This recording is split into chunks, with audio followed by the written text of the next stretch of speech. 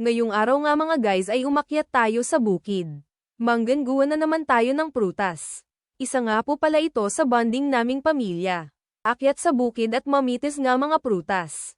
So ayun nga mga ka-guys at umpisa na ang pagkuha ng mangga. Kaso hindi pa hinog ang mga ito. Pero sigurado ako masarap ito isawsaw sa suka at patis. Sobrang ganda nga talaga ng mga tanawin pag naabukid ka mga guys. Sariwa na ang hangin. Healthy pa ang kinakain. Ito na nga at ipapakita ko sa inyo ang mga prutas sa kabukiran na ito. Ito na nga mga guys, meron na tayong mangga, sarali, at bobana or guyabano mga guys. Marami pa dito mga guys kaso hindi pa hinog, kaya sa mangga and LNG muna tayo. Ayun na nga mga guys at nangunguha na sila ni tita. Medyo isang plastic nga ito mga guys, pagdating sa bahay sigurado ubos ang mga ito. Ang saya nga nilang panoorin mga guys. Ayun naman ang jowa kong makulit at mahilig din sa mangga, parang naglilihi nga talaga ito. Ayun at napagod na din nga sila sa pangunguha ng mangga. Uuwi na daw at maliligo sa sapa. Babaunin nga pala namin ang mga mangga. Sobrang excited naman ang mga ito. Kasi nga sapa ang pupuntahan, halata na hindi pa naliligo ang mga ito. Habang pauwi na nga kami ay nakita ko ang palayan na iyon. Napaganda nga naman talaga. At ito na yata ang tinatawag na greenhouse of home.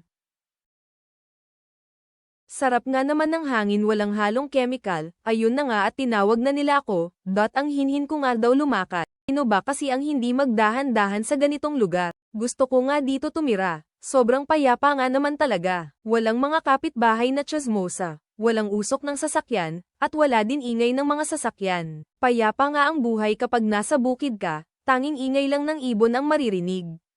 Marami ka pang presko na gulay at prutas na makakain. Ayun na nga guys at hindi kami makatawid, dahil meron nga namang 3 kalabaw, parang kakaini kami nito makatingin. May kasama pa kaming nakapula baka kami ang habulin ng mga ito. Natakot naman ang pamangkin ko, baka nga daw ay kainin siya ng kalabaw, kaya sa gilid na nga lang kami dumaan. Ayun at nagtakbohan na sila, napakalaki nga naman talaga ng kalabaw na ito. Meron ding puti na kalabaw. Foreigner siguro ito, napunta sa Pilipinas, o kaya naman kapatid ni Snow White. Dahil sa puti nito, aakalain mong kambal ni White Lady, ngayon nga lang ako nakakita ng kalabaw na iyon. At ito na nga mga guys. Nasa taktak na nga kami ng bukid, makikita na dito ang city. Ayun na nga mga guys at pababa na kami ng bundok, sobrang layo nga naman ang nilakad namin. Napagod naman itong jowa ko, parang mawawalan na daw siya ng paa sa pagod sa paglalakad. Pero enjoy pa din naman, pagkadating nga namin sa bahay ay agad naman kami naglakad papunta sa sapa. Maganda daw ang tubig doon, sumama nga din naman ang makulit na ito, gusto din magpalamig sa sapa. Kasama nga din namin si nanay, mabuti naman at matibay pa ang kanyang mga tuhod. Matagal na nga daw siya hindi nakapunta doon. Sobrang dami nga naman ng dala namin na pagkain, panigurado na ito, para hindi kami magutom.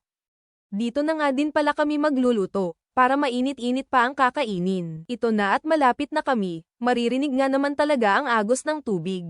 Excited na nga talaga ang person maligo sa sapa, sa wakas ay nakarating na nga din kami. Sobrang lamig maligo dito mga guys. Sakto nga at hindi maulan, mag-e-enjoy nga naman talaga kami dito.